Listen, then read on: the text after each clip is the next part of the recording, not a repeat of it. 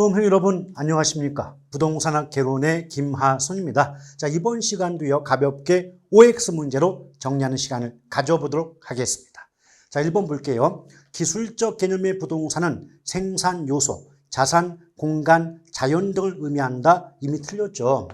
우리가 이제 복합 개념의 부동산을 배우실 때 어느 파트를 불문하고 복합 개념 이 말 나오는 순간 법률, 경제, 기술이라는 세 가지 측면을 모두 포함하고 있다라고 배웠던 기억 나시죠? 이때 법률적 개념의 부동산은 크게 협의의 부동산과 광의의 부동산으로 구분이 되고요. 또 경제적 개념의 부동산은 생, 소, 품, 즉 자산, 자본, 생산 요소, 소비재, 상품으로서의 부동산에 경제적 개념의 부동산에 해당이 된다라고 배웠던 기억 나고요. 자, 기술적 개념의 부동산은 공, 자, 위, 환이었죠. 공간, 자연, 위치, 환경으로서의 부동산은 기술 또는 물리적 개념의 부동산에 속한다라고 배우셨던 기억 나지 않습니까? 맞죠?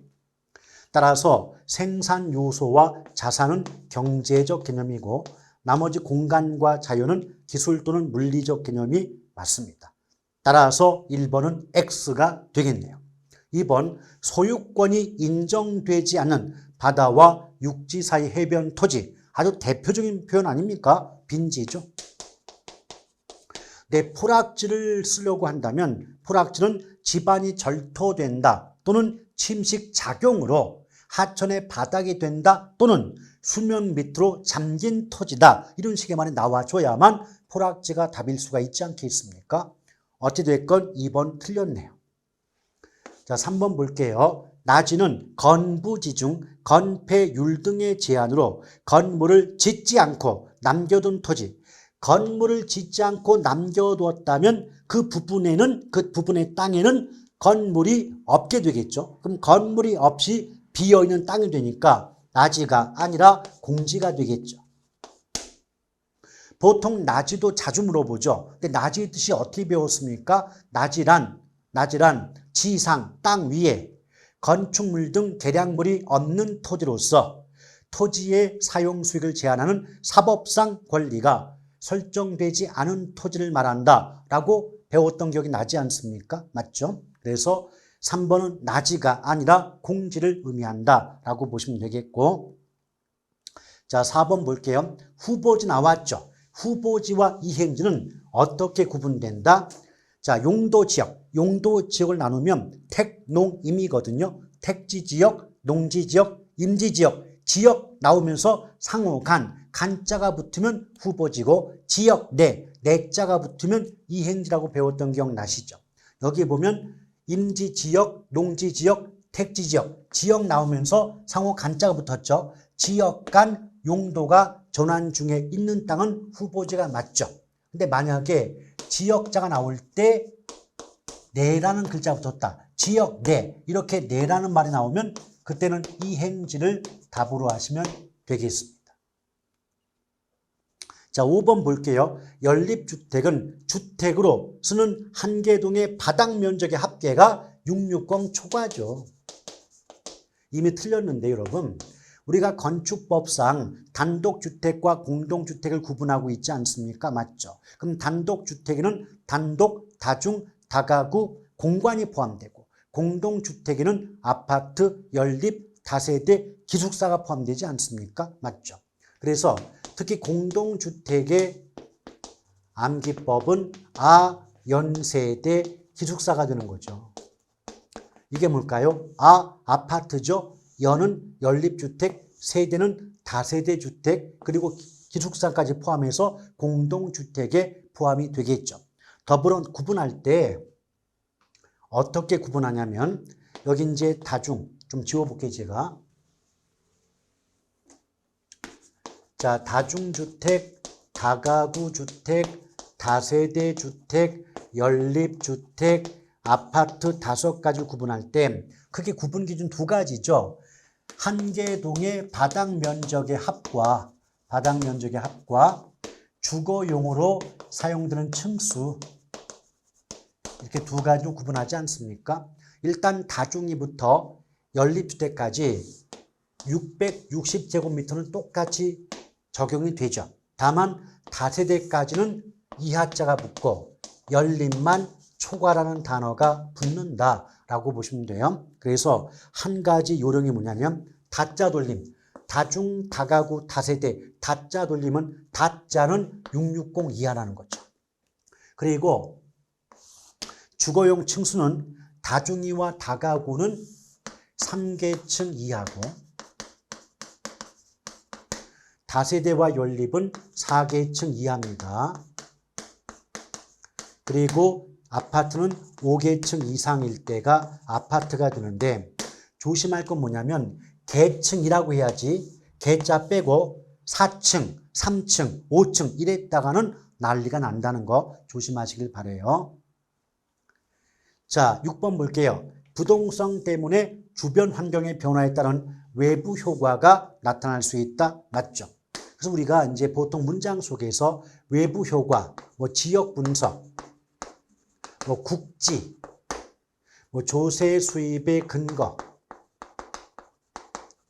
뭐 동산과 부동산의 구별 기준, 뭐 이런 식의 말 나오면 주저하지 마시고 부동성을 답으로 하실 필요가 있겠습니다.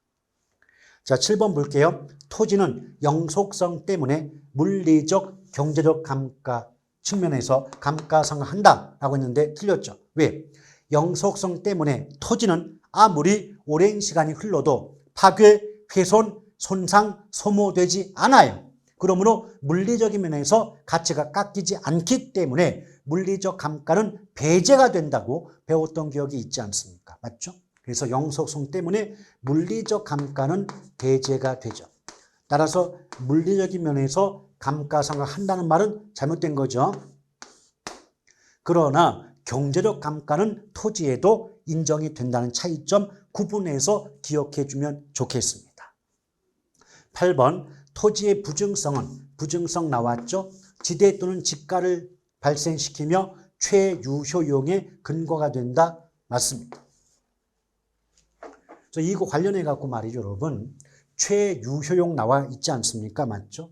그럼 최유효 이용이 나왔는데 상대방이 특성을 물어봤다. 그럼 이것은 자연적 특성이면 부증성이 답이고요. 인문적 특성이면 용도의 다양성이 답이 된다라고 보시면 돼요. 그럼 어떤 분 질문하시겠죠? 선생님, 만약 최유효용 나왔는데 용도의 다양성, 부증성이 함께 나와 있으면 어떻습니까? 그것도 맞아요. 아시겠죠? 그래서 무조건 최유효용은 부증성 아니면 용도의 다양성 중에 하나가 답이 될 수밖에 없는 거죠. 자, 9번 토지의 영속성은, 자, 영속성 나왔죠. 미래의 수익을 가정하고 가치를 평가는 직접환원법의 근거가 된다. 맞죠? 그래서 제가 본 수업 때도 뭐라 그랬어요? 영속성 관련해서 연상되는 단어, 어떤 말 나오면 뭐가 답이다 정리해 드린 적이 있죠. 첫 번째는 임대차 시장의 발달 근거죠. 자, 임대차 시장 발달. 그 다음에 워낙 내용 연수가 길다 보니까 장기적 배려, 또 부동산 가격 원칙 중에는 예측 원칙의 근거, 또 수익환원법 중 직접환원법의 근거,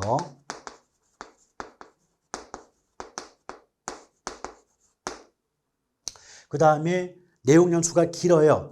내용 연수는 건물의 수명이죠. 수명이 길다 보니까 관리 잘해야 되거든요. 그래서 관리의가 커진다. 관리자가 나와도 영속성을 답으로 하시면 된다라고 보시면 돼요. 뭐 이것 이외에 영속성 때문에 물리적 감가는 배제가 된다. 그러나 조심할 것, 경제적 감가는 인정되는 거예요. 그리고 소모를 전제로 하는 재생산 이론이 적용되지 않는다.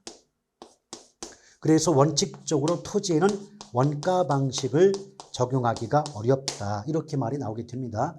이 정도만 알아두셔도 영속성 관련된 문제는 어렵지 않게 정답을 구할 수 있지 않을까 생각을 합니다. 자, 부증성 나왔죠? 공간 수요의 입지 경쟁, 합하면 수요자끼리 경쟁합니다. 그래서 부동산 가격은 수요자 경쟁 가격의 성격을 갖는다. 이런 식의 말이 나올 수 있는 거고, 이런 집가 상승의 문제를 유발하기도 한다. 맞죠? 그러니까 부족한 땅을 너도 나도 갖고자 경쟁하니까 땅값이 오를 수밖에 없지 않겠느냐. 이런 의미로 사용되고 있는 지문입니다. 아시겠죠? 잘 보실 것. 또 부정성 나왔으니까 부정성 관련된 연상 단어 정리해 볼까요? 일단 부정성의 가장 대표적인 거, 자, 토지의 물리적 공급. 토지의 물리적 공급은 불가능하다. 그래서 물리적 공급은 완전 비탄력적이다. 아주 전형적이죠. 근데 한 가지 조심할 건 용도의 다양성 때문에 경제적 공급은, 용도적 공급은 가능하다는 차이점 구분하셔야 돼요. 또 부증성 때문에 수요와 공급의 조절이 어렵다 보니까 균형 가격의 형성이 곤란해지게 되는 거고요. 뭐 균형 가격까지만 나와도 부증성 답하셔도 큰 지장 없으십니다. 이것 이외에 뭐 지대 또는 집가를 발생시킨다. 또 본문 속에 나온 것처럼 공간 수요의 입지 경쟁이 유발된다. 이런 식의 말 나올 수 있는 거고요. 또 이제 집가고를 비롯해서 집가고 등 각종 부동산 문제. 자, 부동산 문제 발생의 근원이죠.